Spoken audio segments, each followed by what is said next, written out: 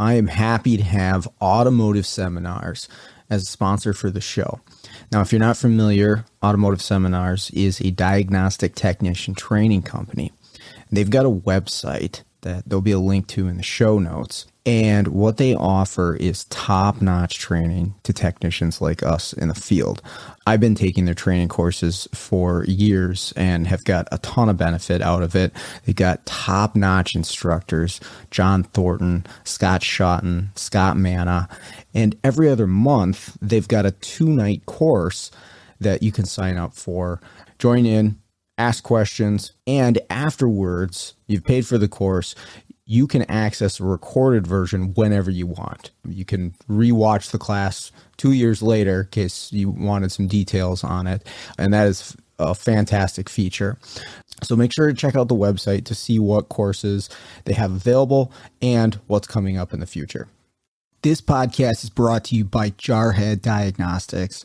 Jarhead Diagnostics manufactures in-house diagnostic equipment and storage solutions, as well as distributes for companies like Pico, ATS, and TopDon. One of my favorite tools that I've bought from Brandon and Jarhead Diag is the case for the U-Scope. If you don't have a U-Scope, you probably should, but if you have one, you got to get one of these 3D printed cases, has a magnet on it, has a full-size BNC lead that you can connect to, and it gets rid of the weak point of that scope, which is the mini BNC connection, which is pretty fragile. This case makes this thing nice and secure and makes it an even better tool than it was. So check out jarheaddiag.com. The link is in the show notes. This episode is brought to you by L1 Automotive Training and Keith Perkins. If you're looking for education on module programming, J2534, EEPROM work, key and immobilizer, electrical diagnostics, or drivability diagnostics, Keith has a website, l1training.com, that's got over 60 hours of training videos on all those subjects and more.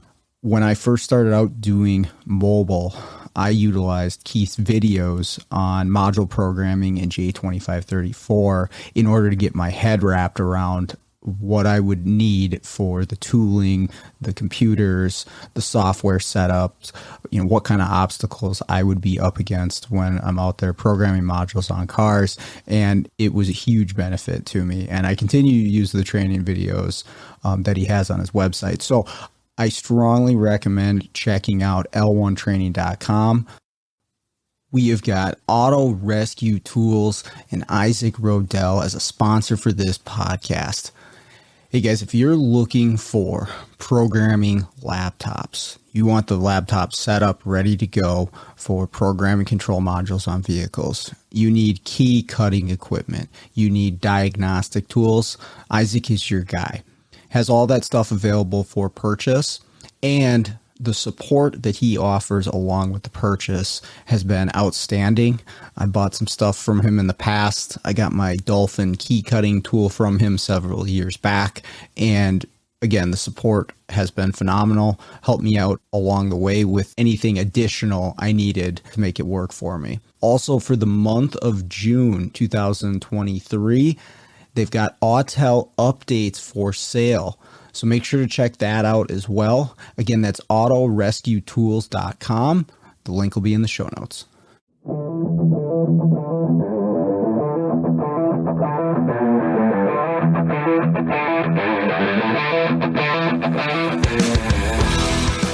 Welcome to the Automotive Diagnostic Podcast. We're going to explore ways to sharpen our diagnostic skills, find learning resources, and hear from experts in the automotive field. Hey, what's going on, automotive world? Welcome to another episode of the Automotive Diagnostic Podcast. With me, Sean Tipping. I'll be your host today. Thank you for joining us. Today on the show, I've got two guests joining me. It's Jeff and Costa from the Garage Network. And these two guys are located in Sydney, Australia. So other side of the planet for me. But we're going to discuss a few of the differences between the independent automotive world, comparing the U.S. to Australia, and some of the struggles that they have to go through in order to get the information just to fix the cars. We'll also talk about the Garage Network, which I encourage anyone to check out, and what they've put together, the group that they've assembled, what their mission is, and what it's all about. So excited for this talk. Let's jump right in. So what's going on with you guys? You're both in Australia, right? Yeah, no, we're both from Sydney. We're about an hour apart, so not too far. Not too far. Okay. I live in the nicer part of Sydney. Sorry, I just thought I'd get that in there. He will say that often. Don't worry. Sorry about that. That's my only jerk moment. You can have as many as you like. That's fine with me. No, please don't encourage him. He's only got one joke, and that was it. So, we're out. You guys, you're in the middle of another lockdown, aren't you? I saw something about that. Yeah. Yep, freshly extended today. We got extended an extra 4 weeks minimum.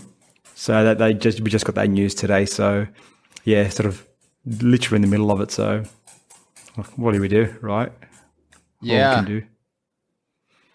How has that been for business as far as the automotive world goes? So initially, this is the second time we're sort of getting a bit of a lockdown happening. First time around, most shops were very busy. It was pretty good for business. I think a lot of people that were putting off jobs that they were putting off for a while decided, well, now's the time. Now that I'm home, we can get the car sorted. International travel was stopped as well, so a lot more people were going to be driving around Australia initially, the first time round. So I think from what I've seen, a lot of the guys in our network anyways, is that the first time round was excellent for business. There was a lot of government assistance as well, so it worked really well in a lot of people's favour. This time around, it feels a bit more gloomy. There isn't as much government assistance, and I think this time people were a bit more concerned, which from the guys that I've been speaking to, and myself as well, the phones aren't ringing as much. We're still getting the work in, but it no longer, 2-3 weeks booked in advance is sort of, which is common for most Sydney shops anyways, is starting to sort of taper back a bit. It's kind of like when you walk out the front door in the morning, it's normally sunny. It's like there's a bit of a grey cloud everywhere you look. It's a bit of a saddening time. It's definitely hit the workshops this time round. And yeah, I agree with what Costa's saying. It's a very strange time. It's not like last year. Last year we all sort of muddled away. People wanted to travel in the cars because they couldn't travel. Couldn't go overseas, so everyone got in the cars and workshops were ram-packed, busy. And now it's a little. I'm seeing a bit of a 40-50% drop. Some people might differ there, but yeah, it was definitely a big hit. Yeah, we experienced very similar to what you were talking about the first time around, us back in spring of 2020.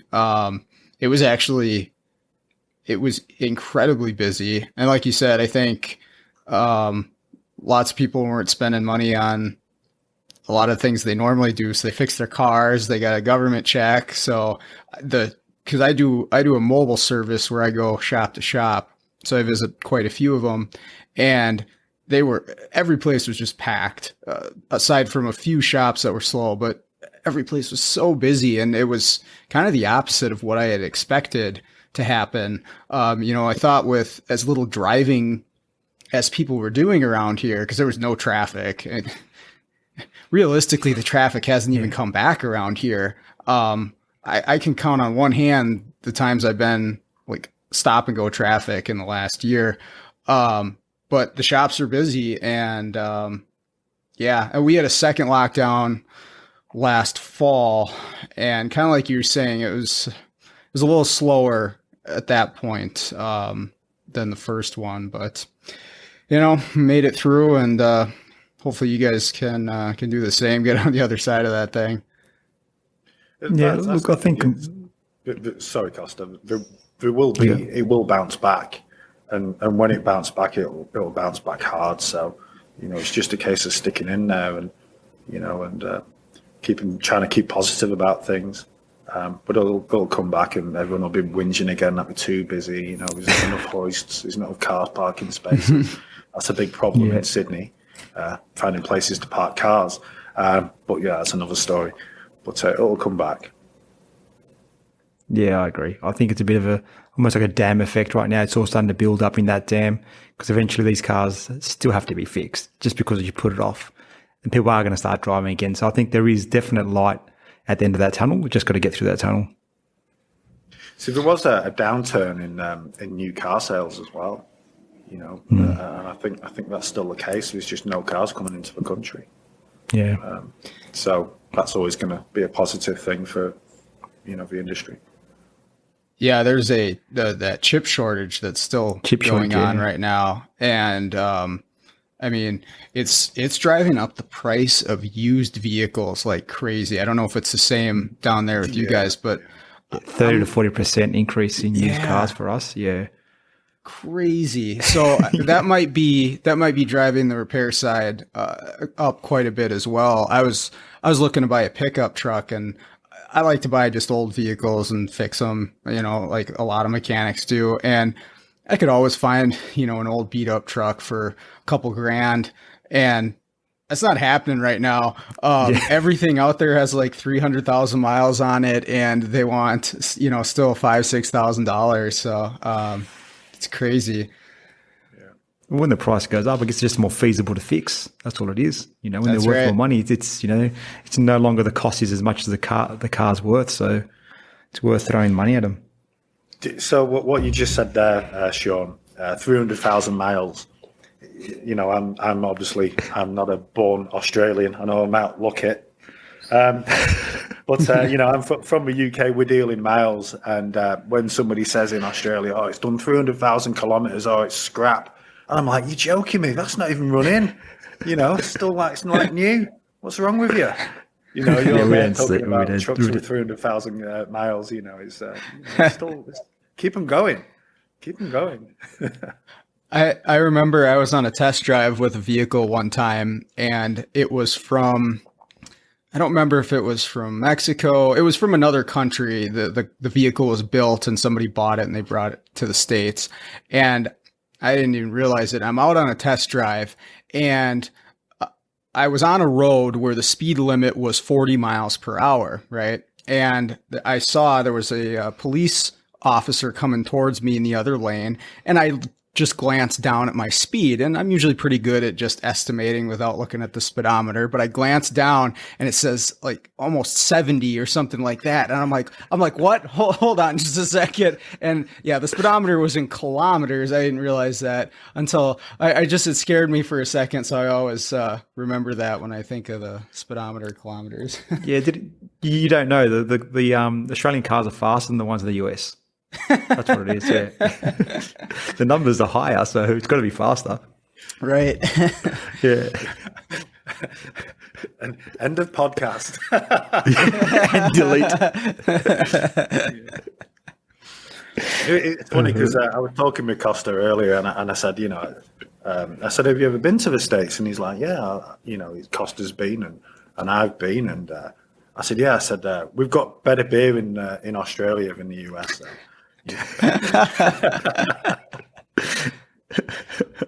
That's a last moment, I promise.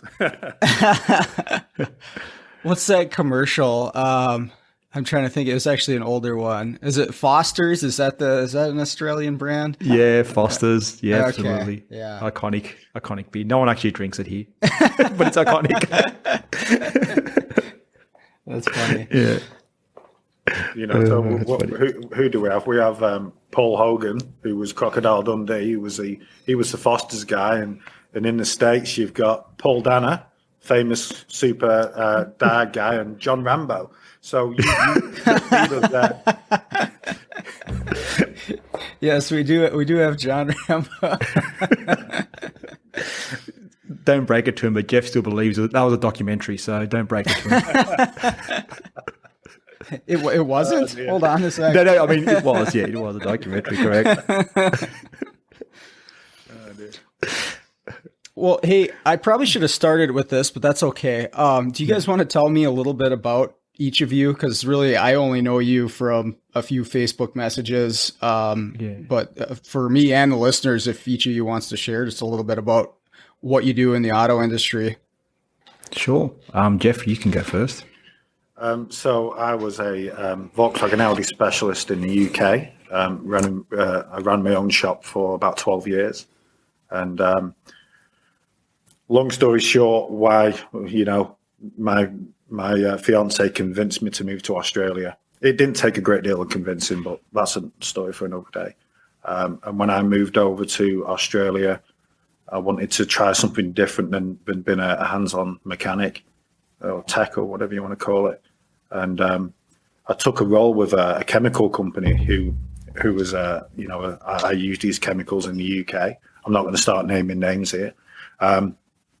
And that's how I kind of started going around the workshops, selling my chemicals and tools and things like that, which is one of the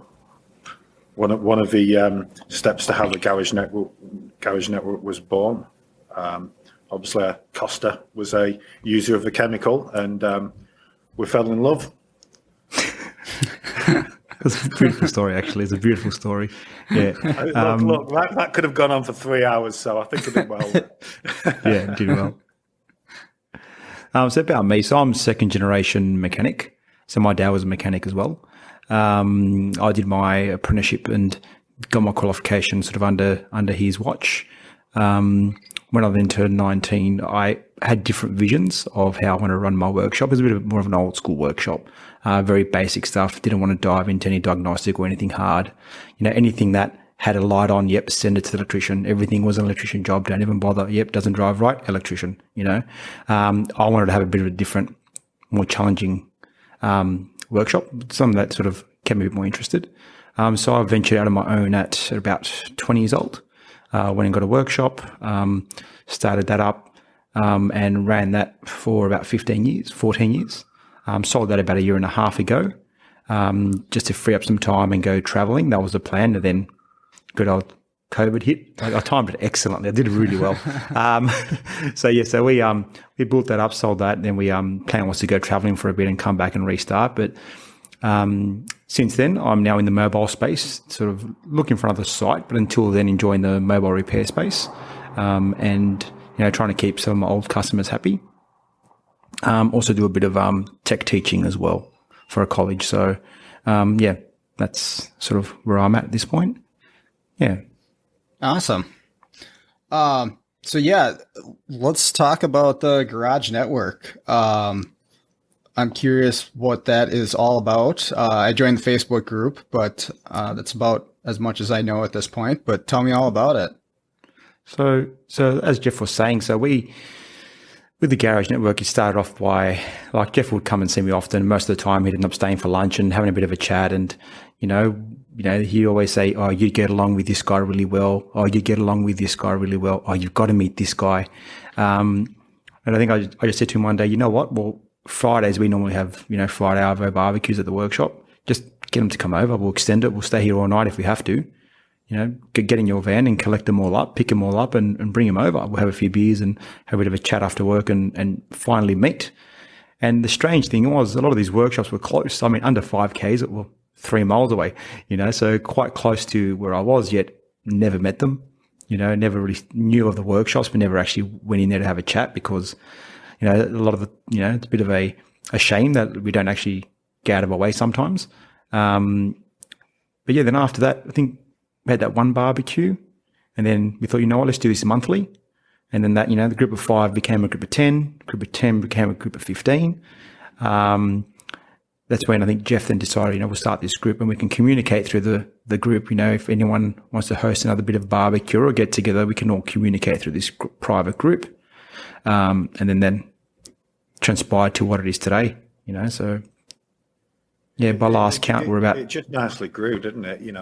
People were talking and, were trying to do a nice thing. I think for many years, it's always been, in the trade, your neighbouring garage was always he's an idiot, they're idiots, like an old fashioned mentality. of everybody else as the enemy, and didn't really talk to each other. But that's really changed quite a lot, which is really nice. Yeah, it's good. And like, what's awesome as well, like the more we're seeing people join, we're seeing, the whole point of it was, if I get caught in, a job that I'm not sure about, potentially a car I'm not sure about, having that person to lean on and saying, do you know anything about this car? Do you know anything about that? If there's a problem, we can share some photos. Maybe we can all help each other.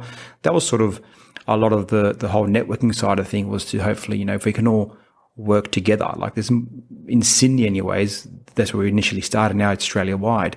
There's definitely more than enough cars for everybody to fix, right? Which I think was, once people start understanding that, wait, we're not trying to steal each other's work. We're not trying to we're actually here to help each other. Which, like, after we started the garage network, I then found it nice to just go pop into the guy down the road and have a chat. And you see the demeanor change after 1 or 2 visits once they realise, he just wants to chat. It was nice. It's nice. So would you say it's mainly geared towards the independent or aftermarket shop as opposed to a dealership? Yeah, I'm not saying there isn't any dealer guys on there. Yeah, and there's nothing wrong with a dealer tech. Gary O'Ryan, who put us all together, he was a dealer tech. He's a fantastic guy.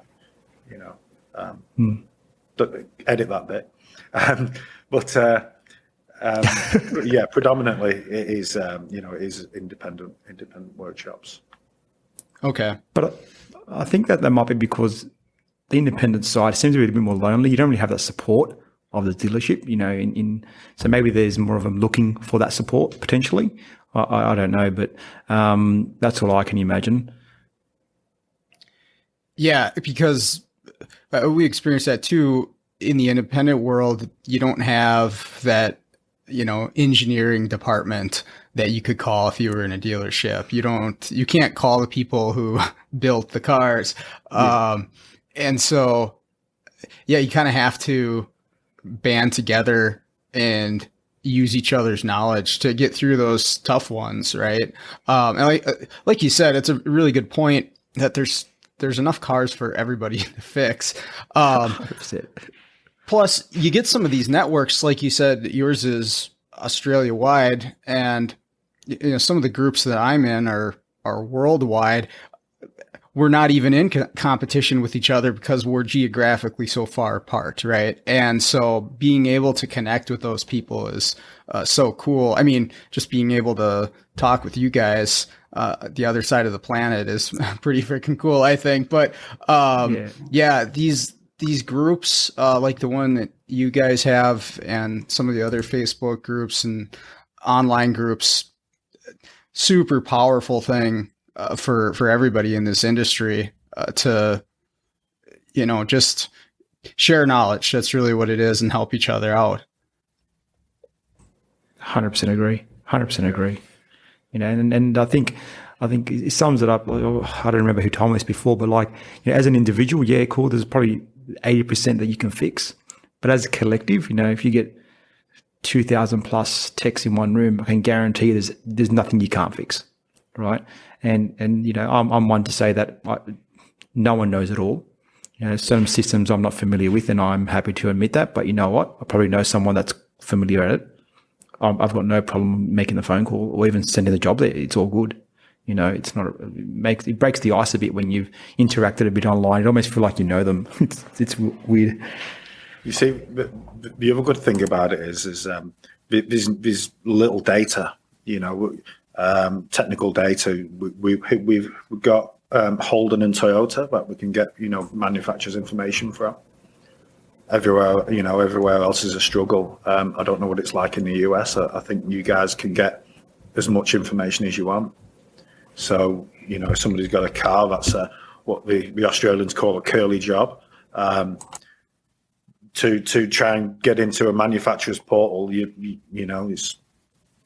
it's now impossible unless you're going through, a third party route or Google, Mm-hmm. Yeah, because we don't have any data share. Our data share legislation was only passed a month ago. So up until a month ago, there was no real requirement that any manufacturer had to share any information with us. So we couldn't just log into a portal and get a wiring diagram. And, unless, like Jeff said, you're by third party normally means using a VPN and going through as a Russian Mazda subscription, it wasn't that straightforward, So, yeah, I think you guys have information, or is it state to state dependent or something with manufacturer stuff? So we have there's Right to Repair Act that we have here, and so the manufacturers have to make available their tools, like scan tools, in order to fix the vehicles, and also the information. And I mean, going back, we had OBD and OBD2. That's like way back in the 90s. And that was all emissions driven. So anything that related to the emission system on the vehicle, they had to sell what you needed to repair. They had to release the information, had to all be standardized. So that has definitely been helpful. Now, that being said, does every manufacturer exactly play nice? Not necessarily. And I'm sure there's some manufacturers, I don't know, they tend to be European, I think, but even their factory information is just not that good. It's not that good. If I'm trying to understand, like a code set criteria for like a Volkswagen or a Land Rover or something like that, even if I have access to their service info, I'm still kind of in the dark as to what's going on there. So, I mean, we still do run into it all the time where I got to call somebody who's an expert on a Volkswagen or a Land Rover or something like that to like, what the heck's this thing mean? I don't even know what's going on here. Every time you say Land Rover, I'm getting shivers. Don't say that yet. Land Rover, ooh. Yeah. The thing is, it's Mike Carnemoller, one of your other Garage Network guys. He said, be careful what you wish for, because all of a sudden, the floodgates might not open, but all of a sudden we might get manufacturers starting to give us information, and then we need to learn, we need to learn driving around these portals and how to access the information. Every manufacturer's got a different layout. You can't use Google Chrome for some. You have to use Firefox or Edge or Windows 7 or something. It's going to open up a whole new universe, and it may be a painful one, but we'll get there. And back to networking again. Maybe some guys can, if you're local, you concentrate on a couple of brands, and another shop can work on a couple of different brands and put their heads together. Help each other out. Yeah, we're seeing a lot of the specialization too. Where shops will zero in on maybe 2 or 3 brands. It's not everywhere. We still have lots of shops that cover everything, but you're seeing more of the specialty shops, and they're generally pretty successful too.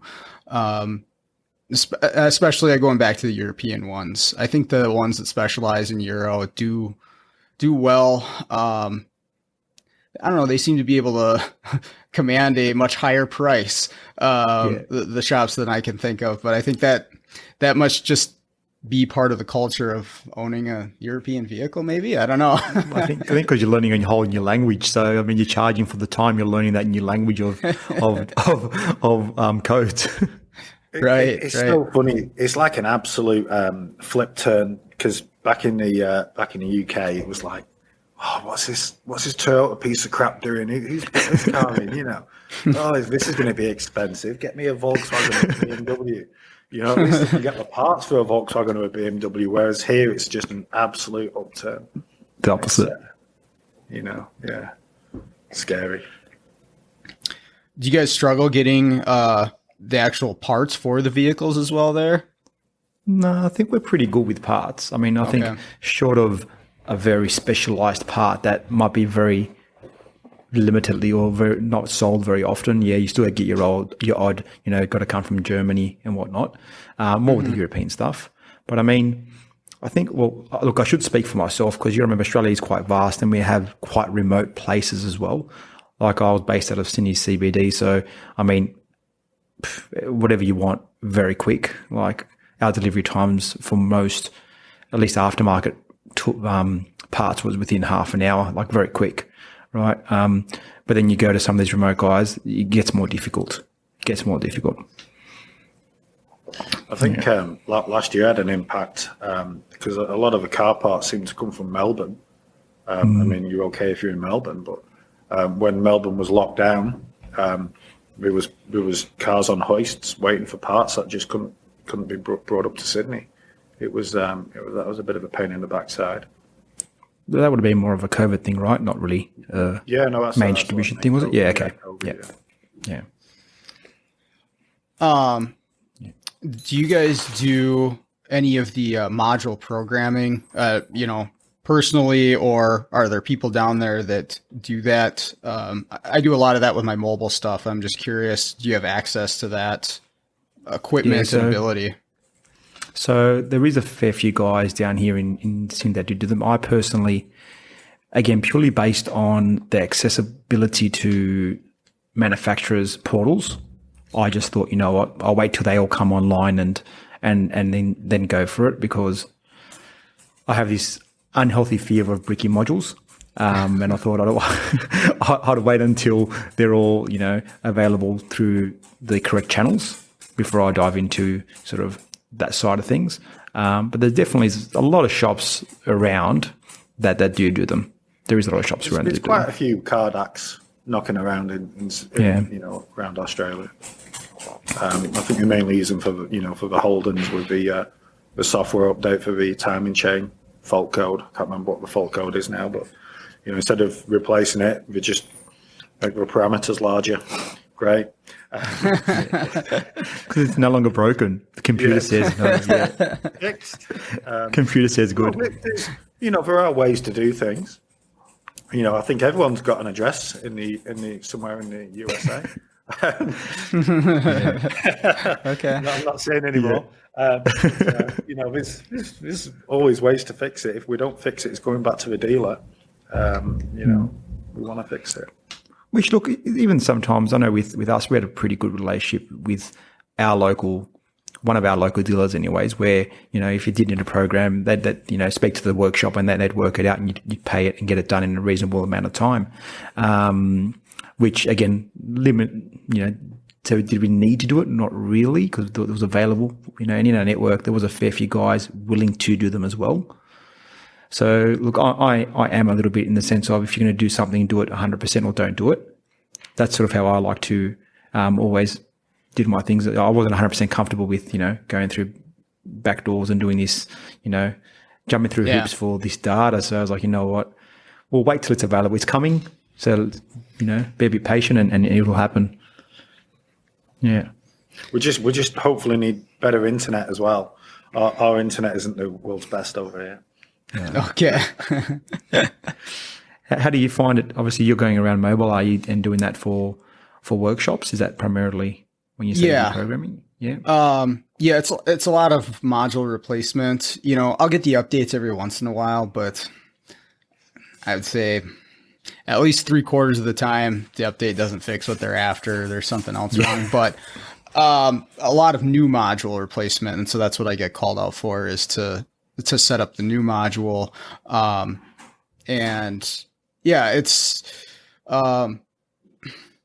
think it's becoming more and more of a needed service, just because the amount of modules on vehicles and the ones that have a bunch are starting to age. So you're seeing more and more. The one that I run into more frequently now, and I'm actually curious if this is something that you guys have seen, is needing the vehicle security professional, or it's also called a locksmith ID, in order to complete some of the anti-theft procedures. I know like newer Fords require it. There's a number of other vehicles and scenarios. Have you run into that at all down there? I'm not sure what the setup is in your country. It's certainly not something that I have seen. I know some of the guys use I'm not going to, some tools. I think the hotel. whether that can bypass some of this information or not, I'm not sure. But Okay. it's not really, definitely not my field. That type of security. I certainly know we can't get the Volkswagen fob yet for parts replacement for the security number, whatever it was called. But, Yeah. We run into a lot with keys and stuff like that. That's where it is. But even doing, like, if you do powertrain control modules on a Dodge or something, you need a 4-digit security code in order to complete it. Even though you're not really messing with the keys, you still have to do the anti-theft. And then it's like almost everything new Ford, if it's body control or powertrain control or keys, you got to have this security access, which you go through this process where they do a background check on you and you subscribe with to organization called NASTIF, and they look over all your stuff and then they authorize you. But then when you do it, you have to get all of the owner of the vehicle. You have to get all their information, document it, get it to sign. It's a whole process. Like in some cases, just to do a simple like parameter reset on a Ford, it now makes it like a 2-hour process to make it happen. I think a part of our data sharing scheme is modeled like your guys is going to be. So I think we're going to have to be jumping through those same hoops once we do have access to all the security stuff. Again, at this point, I think because a lot of these manufacturers aren't on board yet, people probably aren't running into it because we're not using Australian manufacturers, right? So Gotcha. we're not Australian registered manufacturers. So even if we wanted to get those security codes, can we get them? Probably not. They'll probably tell you, who are you? What dealership do you work at before we give you these codes, right? So I think that's probably why we're not seeing it yet. Because again, VPN, you're no longer in the country. You're now in some, Eastern European country, which security is not as important at some of those places. So, yeah, Sure. For a while, we're not seeing it as much. do you find any aftermarket tools that are doing it, are bypassing that PIN code? Yeah, there's a problem, there's a solution out there. Yeah, I love that saying. I love it. They were called tools of questionable origin was the term that was used by NASTIF, and there's a lot of them out there. But where those tools actually come from in a lot of cases are other countries, like you guys are talking about, where they don't have the ability to do it the OE factory way, and they still need to fix these cars. So some honestly really smart people figure out how to go onto the board, how to read all these zeros and ones, and figure out how to transfer information from one module to another, or how to pull information from that so that you can get it. And in my opinion, most of the time, it's not to steal vehicles or steal modules. It's just because we got to fix the cars somehow. We got to get these things back out on the road. That's where a lot of these tools come from. So yes, I do have a few of those tools, and it makes my life much easier in some cases. So you can send us a list afterwards. Yeah, sure, definitely. Yeah. Oh dear. Yeah, I love that. It's all about fixing the problem, right? That's what it is. Being some clever guys out there that do the right thing. Yeah, it's good.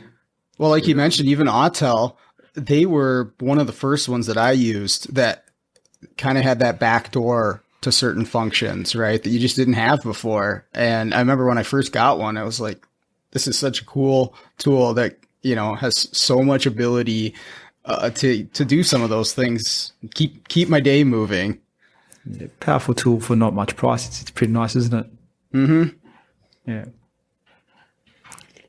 But the issue that I would see with mobile module programming and things like that is, you're going to get a shop.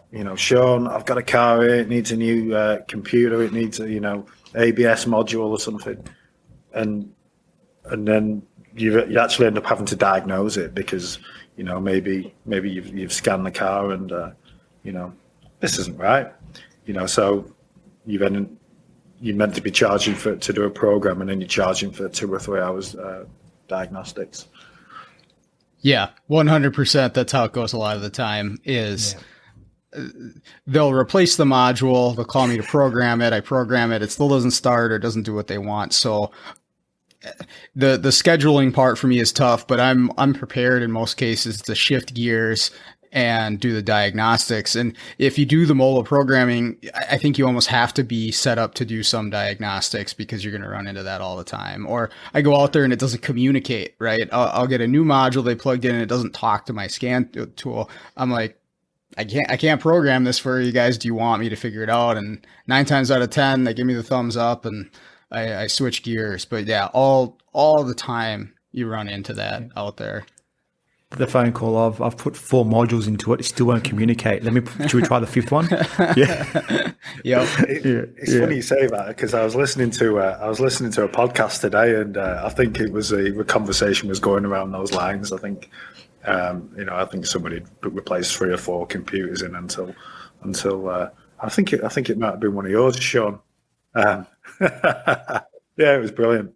How many times do you want to change a good computer? It happens. Yeah. It happens. Yeah. Well, I mean, and I've been down that road too, where you get, 2 or 3, whether it be a module or an alternator or whatever. And yeah, you actually do have 2 or 3 bad new parts. I don't know if you guys run into that at all, but I think recently I'm starting to see that a lot more where new parts they're junk right out of the box, and it'll really throw you off. It'll really mess with you because you think you missed something, but really it's just a junk part. I think we've been lucky. We haven't had too many. We've had a bit of a case with some counterfeit parts coming from some manufacturers at one point. Short of that, I think we've been pretty, well, I've been pretty lucky. You get the odd, obviously you get the odd, sure. The warrantable, out of the box O2 sensor that was dropped 30 times. You get the box still beaten up, but it's the last one. It's Friday afternoon. Oh, should I still fit it? It's taped up, tied together, So you get the odd one like that. But I think we're pretty, for me anyway, it's pretty okay. We haven't had too many faulty new stuff. I was curious. We've got a bit of a technician shortage here in the States. It's hard to fill spots in shops.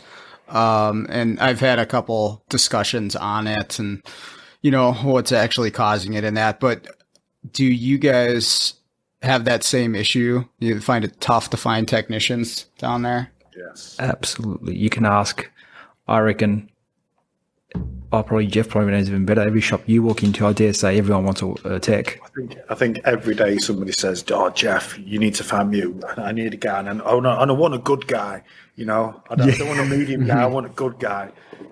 I'm first on the list. Yeah, I'm like, But you said yes to me when you came. You said I was first on your list. What are you talking about? I say anything to you, Costa. Yeah. But yeah, it's a massive problem. We've had quite a few discussions on the garage network about the, not just the tech shortage, but also the apprentice shortage. Kids don't want to be techs anymore. Crazy time. It's a shame. Who doesn't want to be a tech? Who doesn't want to be involved in cars? It's brilliant. It's the best job in the world. A bit of everything. It's a bit of chemistry, a bit hopefully no biology, but science is math. I don't know. What more would you want? Yeah, but see, that's the message that I think most of the young guys aren't understanding. It is all that, it is pushing towards a cleaner job. Like I know I'm definitely cleaner end of the day than I used to be when I was starting my apprenticeship. It's cleaner. It's a more of a thinking man's game, I think, nowadays as well. We just got to start to, like, I do primarily blame ourselves for the little hole we're in. I think we haven't done any favors in sort of promoting ourselves as a industry. It's not the it's not as sexy as being a chef or anything like that. It's sort of I think we could have done a bit better earlier on. But I mean, I'm still seeing a fair few guys come through the colleges, and you know what? They're eager. Like I know a lot of people are quick to blame the younger generation and they don't want to work hard. I don't agree. I think that the ones that I'm seeing anyways are pretty excited to fix cars. They love cars. But at the same time, I don't know how well they're being treated during their process, which they're not nurturing their skills, not nurturing their want to fix cars. They get given a broom for half the first year and then onto services for your second year. And then the third year, you might get some breaks. And then fourth year, you might still be on breaks. And if you're lucky, you might get the odd diag job. It's not very nurturing for someone who wants to learn. Right. I think I spent, when I started out my career in a little workshop in Blackpool, I must have spent 8 months sweeping up, washing cars, cleaning parts. I think maybe the last hour they'd let me undo some nuts and bolts. And I kept going. I turned up for work every day. I still loved it. I'm going to do 6 hours of crap work before I can have some fun and yeah. God, I think I see some of the younger apprentices in Australia, and they're really getting into it, and it's great to see. They're not doing the sweeping up as much anymore. Maybe we need to, get that sweeping brush up, but we just need more of them. Yeah, I remember. Everybody's got to start doing that stuff, cleaning the shop and flat repairs and tire rotates and stuff like that. But like you said, you want to move into the better, I don't know, better is the right word, but more complex stuff, right? If you're excited about this, you want to start doing tougher jobs and bigger jobs just to keep you interested. So it is really important, for those kids that have that excitement to allow them, give them a chance to get their hands dirty with that stuff and not stick them in like a oil change bay for 3 years at a dealership. Yeah. I worked at Toyota for a very brief period early in my career, and that's what they did. Change oil, run it through the car wash. Change oil, run it through the car wash. That was my job for, 8 hours a day, and I hated it. And I don't know how long I would have done that before I could have moved on to something else. So I quit and I went to an independent shop where I worked with one other technician, and I got to do just about anything that I wanted to attempt to tackle. And sometimes it went terribly wrong, but I love doing it. I love going and fixing some stuff and breaking other things. And it was a really good experience. So you got to give them that little bit of something, allow them to get their hands dirty so they'll stay interested in this. I think you've got to break a few things in life. Got to break things. You've got to learn from your mistakes. You've got to break things. Like I don't think you've learned. As long as it's just not too expensive. Yeah, right. But it's going to happen, and as long as you're trying, and if you're a young kid starting out, it's going to happen. The amount of things I broke, I've broke some good stuff in my time. I still do on a frequent basis. Yeah, I was going to say, we still do. I don't think the braking stuff doesn't ever end, but it seems the frequency reduces. Hopefully, that's about all. Yeah. Hopefully, you cut your hands less. Right. Getting up there in our ages, we should have nicer hands now. We shouldn't be beaten with hammers and chisels. And I haven't lost a fingernail in quite a few years, so I'm doing pretty good there. That's when your skill's improving. The ratio of fingernails to fingers, that's the ratio. Yeah. Trying hard enough. Yeah. It's definitely is a problem, and I think, even once they're qualified, keeping them engaged and keeping even guys. The good guys, it's funny, don't seem to leave where they are or go and start their own thing.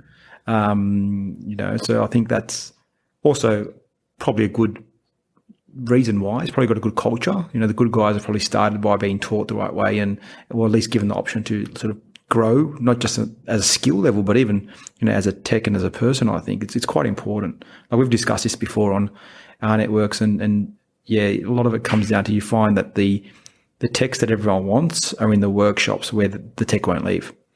Mm-hmm.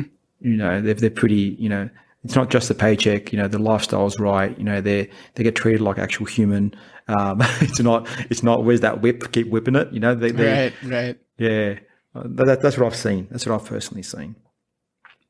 Well, it's right now, these shop owners know that I got to keep this guy, right? If you got an A-Tech and a guy that comes in, does a good job, has got a good personality, they'll bend over backwards to keep that guy or girl at that shop.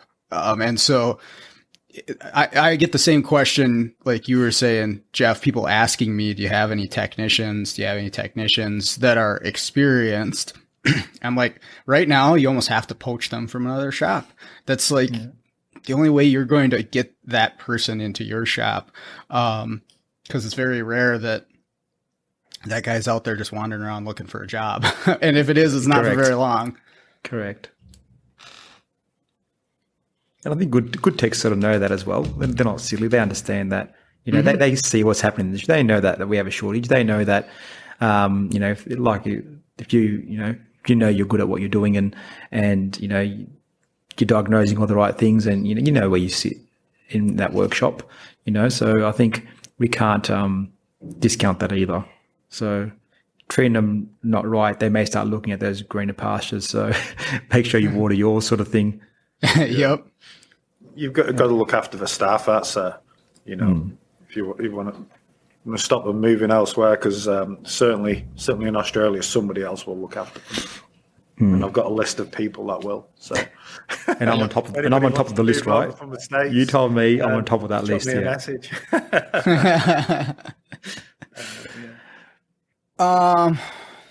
You guys got any questions for me? Yeah, I actually do. So, like one thing that was new, because I've only just started listening to your podcast, and they're excellent. The one thing that I heard from you, a few of you guys are talking about, you guys have a lot of set price repairs compared to hourly rate stuff or something. How you price out jobs? So you're talking about like there's a fixed price for doing brakes on something. Is that what you mean? So I forget what you guys called it. You had a name for it. Yeah. What's that? Price now. Is it Canned, capped price? Canned job, I think sometimes they call it in the shops I've been to. But yeah, it depends on the shop. Some shops will have that where they just offer a flat price on something, and that's what the customer would pay. Yeah. That's not the word. Flat rate. Oh, okay. Flat rate compared to with your techs, right? We don't have that. Like really? We don't have like a flat rate. Okay. Well, not in our independent world, anyways. And I was listening to your last one. They were talking about that. You guys were actually talking about that. So how does that actually work? Because I don't actually fully understand. Just out of more out of my own curiosity. Yeah. Okay. So flat rates, what that is, so let's say I'm replacing an alternator on a 2005 Chevy truck, right? I would go into the service information, which has labor times posted in there of how long that job should take, right? So let's say it takes an hour. That's the book time. And so me as a technician, I change out the alternator and I get paid 1 hour of my, hourly rate. Let's say I make $25 an hour, I would get paid $25 to change that alternator. Okay. Now, if that takes me half an hour of physical time, I still get paid my hour's worth of flat rate. But if it takes me 3 hours to change that alternator because I break a bolt and I'm really slow and I mess around, I still only get paid for the $25, my 1 hour of time. So it really all comes down to your productivity as a technician on how much you can turn out, how much work you can get through your bay. And I worked flat rate for most of my career at Firestone, and you'd have really good weeks, right? I'd hit 100 hours in a week sometimes, not every week, but when stuff lined up and I had some good jobs and it was busy, I would be there physically for about 50, 55 hours and turn almost double that. But on the flip side, there are slow times, as you know, in this industry, and we'd see maybe 20 hours of work within an entire week, and you're just sitting on your thumbs in the shop with nothing to do, because if you don't have work, you're not getting paid. That's the downside to flat rate. Of course. And obviously promotes up if you're going to be flat rate, then you've got a bit of a right shot. Busy. Mm-hmm. Yeah, you got to be in the right location too. You got to make sure that it's busy. We want to go towards the big cities where all the work is. If you're out in the sticks, kind of where I live, actually, it's ugly sometimes. And going that rate, did you find, obviously the pushing productivity, so there's a lot of speed, do it quick, prone to potential things going wrong when you're working at that speed, or you sort of get pretty good at working at that speed? Yeah, it definitely varies depending on the technician. Some guys would slow down intentionally because they didn't want to make the mistake, because if it's a comeback, right, I screwed something up and I got to do it again, I'm not getting paid for that second time to do it. If it's a part failure, different story. If I install a part and it was just a defective part, they'll pay me again to do it. But if I screw it up, I got to do that for free. So that obviously will eat into your productivity. So you don't want to go too fast. Some people do. Some people don't care. They'll just blast through it.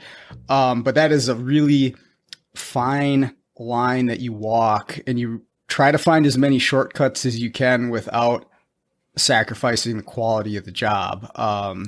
But it does promote people skipping things and cutting corners, right? It almost encourages a technician to do that. How can I get this done faster to make my check better? The other thing it doesn't promote is diagnostics, is taking the time to figure out, because the way we got paid was you get, I think it was an hour for a standard diagnostic job, which, doesn't cover everything.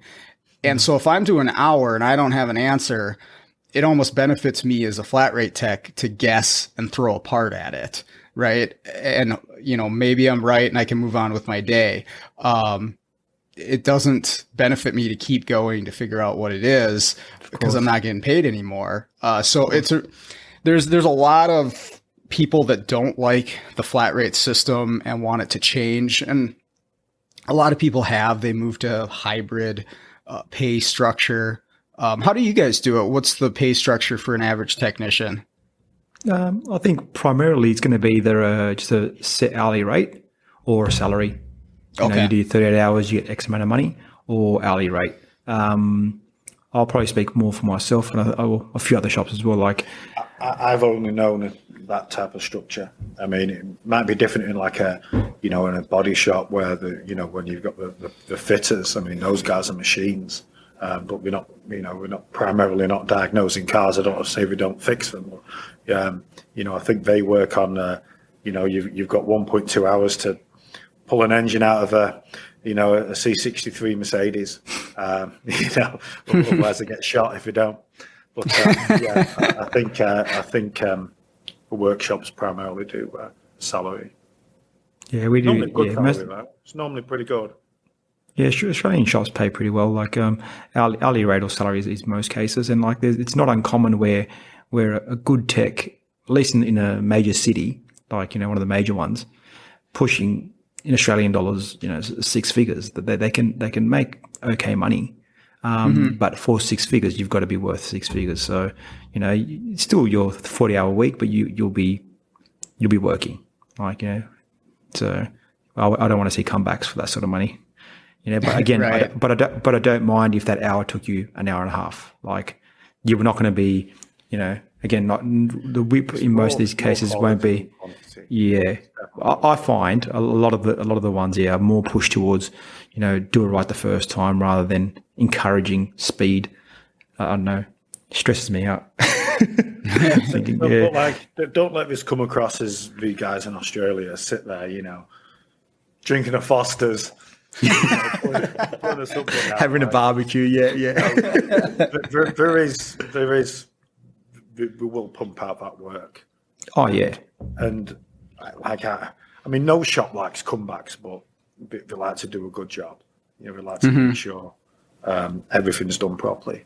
You know, good parts. You know, you don't often see cheap crap oil in Australia. You know, they spend the money, and then obviously they sell that product to the customer. But people, they seem to give a shit. Sorry, did I swear then? They seem to care about what we're doing, you know, and it's really good. You know, coming from the UK to, I'm not going to start commenting on how people fix cars in my area, but it was certainly a real nice eye opener to how the workshops were run in Australia. Okay. Yeah, there's a lot of places that have moved to some type of hybrid pay structure where you are salary or hourly, and then there's incentive bonus on top of that. And I don't exactly know, you know, what you have to hit. Yeah, and it makes sense. And I think that's the better way to go than a purely flat rate system. But I had said it before to somebody else. The flat rate system is it's a shop management system for people who don't know how to manage a shop, right? The pay structure gets these guys to work hard when you, as whoever's running it, you don't have to really do a whole lot. You just rely on that. And I never realized that when I was a tech and I was doing it, but it's the truth. That's what that system is. So it probably is beneficial for everybody if that kind of goes away at some point, but it's really tough, right? Because the top performers, the guys who are really good, don't want to go off of that. I mean, I know guys that would turn 120 hours in a week, and they're making bank. They're making a lot of money. Right. Yeah. And you're working 50 hours. Yeah. You know, it's those guys do not want to go. Yeah, they don't want change. Don't change. Yeah. Right. Do not change. What are you doing here? Yeah. But I think the future, especially for young technicians, because a young guy on flat rate rarely does well. We need something else to draw people in towards the industry. Yeah. What do you think that is? Because if you have the secret sauce, we're happy to take some. What do you think is going to help attract, you know, the younger guys in? Yeah. So I teach at a automotive school as well. So I get to see a lot of these young guys come in. And I think the best thing, you know, that we can do individually is be passionate about this stuff. And I have a feeling you guys are, but it's contagious, right? If you're excited about this stuff, you actually enjoy it, and you share that with somebody else, the likelihood of them also being excited about it is pretty high. And so I try to do that when I go in and I teach these guys and girls coming in. I am trying to be an advocate to the industry by being excited and passionate about it, and not starting off the bat telling them all the terrible things about the industry and, oh, this, you're going to hate this and this is going to be awful. No, this is the cool part about it. This is why I enjoy doing it. And just that excitement can spread. I think that's one of the biggest things that, I mean, even just an average technician in a shop working with a younger person can do is just, you know, show your passion, share your passion with that younger person next to you. And hopefully it'll spread. 100% agree on that. You know, there needs to be some type of, you know, a bit of mentoring as well. You know, if you've got a good young kid there, boy or girl, you know, they need to be taken under the wing and shown how shown how to do things instead of just left as an oily rag in the corner of a workshop. You know. Yep. Yeah. Well, I think we were talking about this a couple of days ago with Jeff, and I was like, you know, if I had a son, or a daughter, I'd have no problem them coming into my industry. Like, I know, like, my old man was a bit more like, it's dirty, you know, go keep reading books, you know, go to that. But I was like, no, I like fixing things, right? Like, I would have no problem my son or daughter wanting to get into my trade. Like, perfect, beautiful, you know. It's one of those industries that it's given us for me personally, I should say, it's given us so much. Like we've got to do something to give something back. We can't just sit back and let it sort of fizzle into the abyss. We've got to do something back. But yeah, look at the industry that we're going to be coming in. I mean, look how it's changing with the hybrid and the EVs. I don't know. It's an exciting time. A lot going on. I don't love EV, but I can see the need for it. When I started out, it was carburetors, K-Jet, Medtronic, and I've seen some evolutions going on, and it's just going skyward. It's really exciting. Good times. Yeah, with all like self-driving cars and electric vehicles coming down the road in the next 20 years or so, there's a ton of technology coming this way, and that's another aspect that a lot of kids get actually pretty interested in is the tech side of it. But there's going to be an absurd amount of that to deal with on these broken cars down the line. So there's a place for that. But yeah, going back to what you're saying, Jeff, the apprenticeship, I think that is missed in a lot of cases. A lot of the dealerships around here do that, but it's not as common in the independent world. I mean, you might work with a technician, but like I said, if they're on flat rate, they don't have a whole lot of incentive to stop and help somebody. So it would be so much better to have a younger person or somebody who's starting shadow someone for the first however many years of their career. I was just talking to an HVAC guy. He put a furnace in my house, and he has an apprentice. He has a younger guy that just goes along, follows him, helps him out, learns all this stuff for, I think he said it was like 2 or 3 years, right? And then that kid can go out on his own. And yeah, we don't see that as much in the auto industry. I don't know if it's any different for you guys. No, well, in Australia, we actually, if you want to eventually be qualified to become a mechanic, you have to do a apprenticeship. There's no option. So it's a 3-year based apprenticeship in most cases, and a 4th year being full time at work. So for the first 3 years, there's a few ways you can do it. If you go through a college, you might do like 1 week of your month you go to college, and then the rest of the month you're at work, and that goes on for your first 3 years.